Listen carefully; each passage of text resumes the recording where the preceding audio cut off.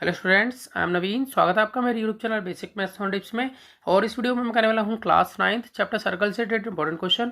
तो चलिए शुरू करते हैं। तो देखिए समय में दिया है इन द गिवन फिगर। देखिए यहाँ पर फिगर मैंने ड्रॉ कर ली रफली इसकी। ओ is the centre of circle. यहाँ पर ओ जो है वो इस सर्कल का सेंटर है। If angle O P R and O Q R are 40 degree and 30 degree respectively. तो यहाँ पर ओ पी आर यानी कि ओ पी आर ये 40 डिग्री है और ओ क्यू आर ये 30 डिग्री है। ठीक है, तो हमें निकालना है angle P O Q. P O Q मतलब ये वाला एंगल हमें निकालना है यहाँ पर। तो सबसे पहले मैं यहाँ गिवन में लिख लेता हूँ कि मुझे यहाँ पर मालूम है कि O is centre of circle and angle O P R ये यहाँ 40 डिग्री गिवन है और एंगल ओ क्यू आर यहाँ 30 डिग्री दिया है। अब देखिए अगर हम इस फिगर में देखें, अगर मैं यहाँ पर एक डॉटेड लाइन डाल देता हूँ इस तरह से, तो यहाँ पर इस तरह से ये लाइन जो मैंने डॉटेड डाली है, तो यहाँ पर ओ आर और ओ पी ये दोनों जो हैं वो रेडियस होंगी सर्कल की। ठीक है, तो ये भी रेडियस और ये भी radius. Angle O R P निकालना हो तो हम कैसे निकालेंगे? पहले हम ये वाला एंगल निकालेंगे इसमें, ये वाला। तो देखिए आपने पढ़ा है पहले, अगर एक ट्राइंगल है, उस ट्राइंगल की अगर दो साइड इक्वल होती हैं तो उसके सामने वाले एंगल्स भी इक्वल होते हैं।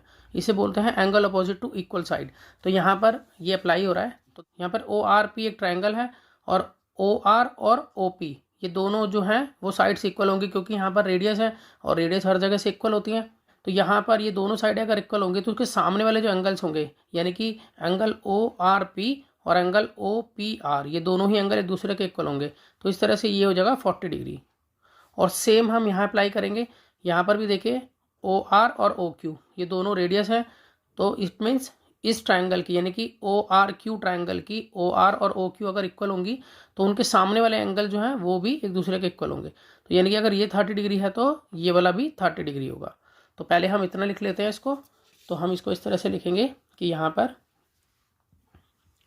हेयर ओ आर इक्वल होगा ओ पी के, और हम यहाँ लिखेंगे रेडियस ऑफ सर्कल। अब जब ओ आर और ओ पी एक दूसरे के इक्वल है तो हम यहाँ लिख सकते हैं कि in triangle P O R में, अब देखिए ओ आर के सामने अगर हम यहाँ देखें तो ओ आर के सामने होगा ओ पी आर। तो angle O P R equal होगा, अब यहाँ ओ पी है, ओ पी के सामने एंगल बनेगा ओ आर पी। तो ओ आर पी यहाँ पे ओ पी आर और ओ आर पी एंगल एक दूसरे के इक्वल होगा, और इसका हम रीज़न लिखेंगे angle opposite to equal sides are equal. तो आगे हम ये लिखेंगे कि अगर angle O P R 40 degree है तो therefore angle O R P भी 40 डिग्री होगा। अब देखिए in triangle O R Q triangle के अंदर हम ये कहेंगे कि ओ आर और ओ क्यू इक्वल है। तो अब यहाँ ओ क्यू और ओ आर क्यू इक्वल है क्योंकि ये भी रेडियस है सर्कल की। ठीक है, तो मैं यहाँ लिख लूँगा कि रेडियस ऑफ सर्कल, यहाँ पर ओ क्यू लिखना था। अब यहाँ पर हम ये कह सकते हैं कि देखिए ओ आर के सामने, यहाँ पर अगर हम डायग्राम में देखें तो यहाँ ओ आर के सामने जो एंगल बनेगा वो बनेगा ओ क्यू आर। तो मैं यहाँ लिख सकता हूँ angle O Q R equal होगा, अब ओ क्यू के सामने जो एंगल बनेगा वो बनेगा ओ आर क्यू। यहाँ से देखिए ओ आर क्यू, तो मैं यहाँ लिख सकता हूँ कि एंगल ओ आर क्यू, और यहाँ पर भी हम रीजन लिखेंगे angle opposite to equal sides are equal. अब हम लिखेंगे कि अगर angle O Q R angle अगर 30 डिग्री है तो therefore angle O R Q ये भी 30 डिग्री होगा। तो इस तरह से अगर हम एंगल आर को बोलें कि एंगल आर क्या होगा, तो एंगल आर दो एंगल को मिलकर बन रहा है, एक तो P R O plus angle Q R O. यहाँ दोनों ही एंगल मुझे मालूम है, ठीक है, वो मैं यहाँ पुट कर लूँगा। देखिए डायग्राम में अगर हम देखें तो एंगल पी आर ओ जो है 40 है, तो वो हम यहाँ 40 डिग्री लिख लेंगे, और क्यू आर ओ जो है वो 30 डिग्री है। तो इस तरह से एंगल आर जो है वो आ गया है हमारा 70 डिग्री के इक्वल। ठीक है, हमें यहाँ पे निकालना था एंगल पी ओ क्यू को। तो यहाँ पर हम लिख सकते हैं कि angle P O Q double होगा एंगल पी आर क्यू का। तो ऐसा क्यों होगा? क्योंकि इसके पीछे रीज़न है थ्योरम 10.8 का।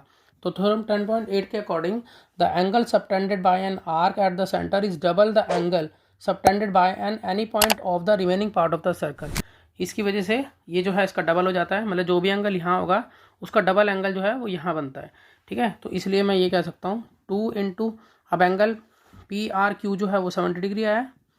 ठीक है, तो इस तरह से एंगल पी ओ क्यू यहाँ हो जाता है 140 डिग्री, और यही क्वेश्चन में हमें निकालना था। तो मैं आशा करता हूँ कि आपको सम समझ में आया होगा। इसी तरह के बहुत से सम्स क्लास 9th के लिए पहले से अपलोड हैं, आप उन्हें देख सकते हैं। तो मिलते हैं नेक्स्ट वीडियो में और नए सम के साथ, तब तक के लिए गुड बाय।